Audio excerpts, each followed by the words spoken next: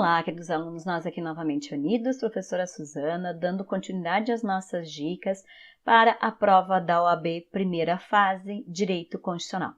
Hoje, então, a nossa dica vai ser em relação à distribuição de competências para o STF, STJ, tribunais estaduais, tribunais federais, Justiça Federal, Justiça Estadual, ou seja, como se dá a divisão em termos de competências dentro da divisão do modelo de Estado federado, né? Então, como que é esse critério em relação às competências que muitas vezes, reiteradas vezes, é utilizado em questões de prova. Então, nós vamos novamente utilizar a metodologia de resolver uma questão e com isso, então, buscamos o resumo em relação a este conteúdo da matéria. Vejamos então esta questão. Como determinado minério vem obtendo alto preço no mercado mundial devido às grandes quantidades compradas pela China, o Estado-membro alfa recorre ao governo chinês para obter um empréstimo com vistas à construção da infraestrutura necessária à sua extração. Sabedor do fato, o prefeito do município Beta, onde se localiza o principal porto do estado Alfa, também solicita um empréstimo à China para viabilizar o melhor escoamento do minério. Concedidos os empréstimos com estrita observância da sistemática constitucional e gastos os recursos, a crise no setor público acaba por inviabilizar o pagamento da dívida contraída pelos entes federativos. Insatisfeita, a China ajuiza ação no Brasil contra o Estado Alfa e município Beta. Assinale a opção que indique a competência para processar e julgar as matérias.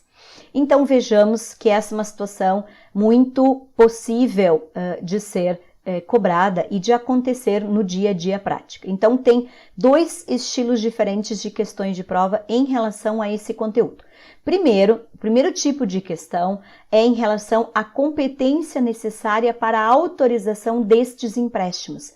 Então, se a pergunta fosse em relação à competência dos empréstimos, nós estaríamos falando do Senado Federal de forma privativa, porque são os estados que são os responsáveis pelos estados e dentro dos seus estados os municípios. Então, lá no artigo 52 da Constituição Federal, nós temos toda a relação de competências que envolvem a destinação de recursos, então, para os estados e para os municípios. Então, se a pergunta fosse em relação à competência, eles fariam uma confusão entre a competência ser da Câmara, a competência ser do Senado, a competência ser do Congresso Nacional.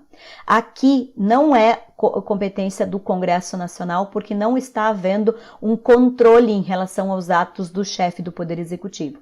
É a destinação de recursos para uma organização dentro do modelo de Estado. Então, esta função cabe ao Senado de forma privativa. Agora, a pergunta não é em relação à destinação dos recursos, a pergunta é em relação à competência de julgamento deste conflito dentro do Poder Judiciário. Então, aqui nós vamos ter a diferenciação de quando vai para o STF, de quando vai para o STJ, quando vai para o juiz estadual e quando vai para o juiz federal.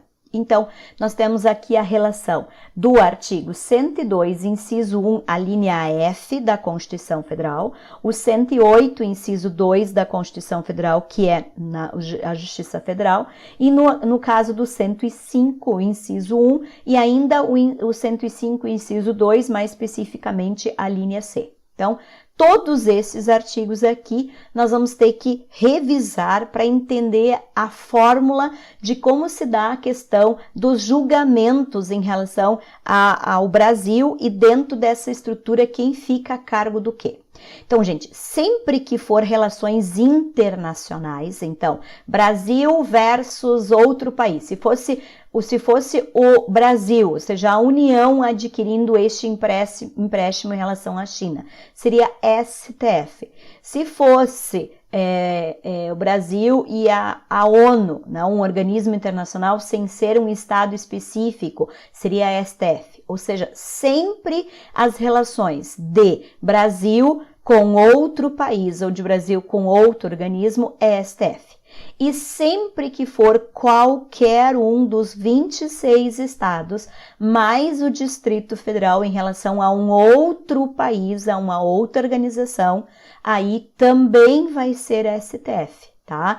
Então, STF tanto abarca a questão quando for União, República Federativa do Brasil, quanto quando for qualquer um dos 26 estados ou Distrito Federal em relação a um outro país, tá? Então, neste caso, o estado, tá? Alfa que eles estão colocando aqui em relação à China, vai ser, então, Supremo Tribunal Federal.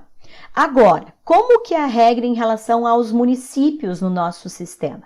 Então, os municípios, eles fazem parte do nosso modelo de Estado federado, mas eles não têm total autonomia, razão pela qual eles não ficam como competência do STJ de forma originária, como na sua grande maioria das vezes vai aparecer em questões de prova.